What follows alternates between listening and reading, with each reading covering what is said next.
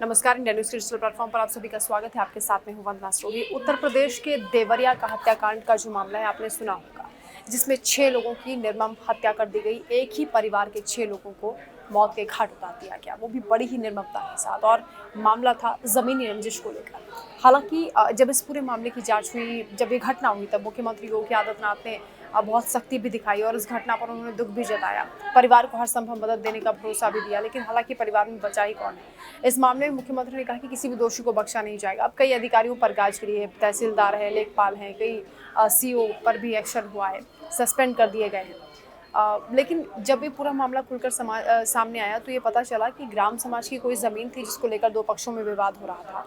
और उस विवाद को लेकर शिकायत राजस्व कर्मियों से भी की गई थी और यहाँ तक कि पुलिस से भी इस मामले की शिकायत की गई थी। लेकिन ना पुलिसकर्मियों ने इस पर ध्यान दिया, ना ही राजस्व कर्मियों ने ध्यान दिया और ये मामला इतना बड़ा हो गया कि पहले एक व्यक्ति की हत्या कर दी जाती है, तो उसका बदला लेने के लिए दूसरे परिवार के 6 लोगों की निर्मम हत्या हो जाती है। इस घटना से पूरा जो प्रदेश है वो दहल उठा है। अपराध मुक्त प्रदेश बनाने की बात मुख्यमंत्री योगी आदित्यनाथ करते हैं, उत्तर प्रदेश को उत्तम प्रदेश बनाने की बात करते हैं और हर एक मामले पर वो खुद मॉनिटरिंग करते हैं। ऐसे मामलों में खास तौर से मुख्यमंत्री बहुत सख्ती से कार्रवाई की बात भी करते हैं। यहाँ पर भी अधिकारियों पर एक्शन हुआ है। लापरवाही बरतने पर उन्होंने जोर दिया है कि दोबारा इस तरह की घटना कहीं ना होने पाए। और लापरवाही, जब आपके पास आपका काम ही, आपको जिम्मेदारी दी गई है कि आपके पास कोई शिकायत आएगी तो आप उसका निस्तारण करेंगे, लोगों की समस्याएं सुनने के लिए आप बैठे हैं, लेकिन उसके बाद भी आप उन फाइलों को दरकिनार कर देते हैं। लेकिन वो फाइलें कितनी ज़रूरी होती हैं उन लोगों की ज़िंदगी के लिए, आप अंदाज़ा लगा सकते हैं कि परिवार के 6 लोगों की किस तरह से हत्या की गई।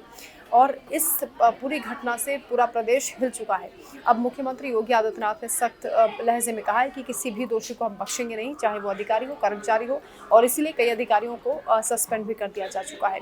लेकिन सवाल ये उठता है कि आने वाले वक्त में क्या वाकई इन अधिकारियों के जरिए लोगों की शिकायतों को सुना जाएगा? क्या ये वाकई सुधर पाएंगे या फिर जो दूसरे अधिकारी हैं क्या इनसे सीख लेंगे? क्योंकि इससे पहले भी मुख्यमंत्री योगी आदित्यनाथ जब जनता दरबार लगाते हैं, कुछ इसी तरह की शिकायतें उनके पास आती हैं, जिसमें ज़मीनों को लेकर दिक्कतें होती हैं। लेखपाल रिश्वत लेते हैं किसी भी चीज़ की पैमाइश के लिए, या फिर कोई भी उन्हें कोई रिसीट बनानी होती है तब भी वो रिश्वत मांगते हैं। भ्रष्टाचार का जो ये दंश है, कब तक किस तरह पूरे समाज को एक दीमक की तरह बस पूरे सिस्टम को खोखला कर रहा है, इस पर अंकुश एक दिन में नहीं लग सकता है। लेकिन इतनी बड़ी घटना जब हो जाती है तो जो जिम्मेदार हैं उन्हें कम से कम अपनी जिम्मेदारी का एहसास करना चाहिए। अब जब कार्रवाई हुई है तो हो सकता है, मुमकिन है कि लोग इससे सीख लेंगे।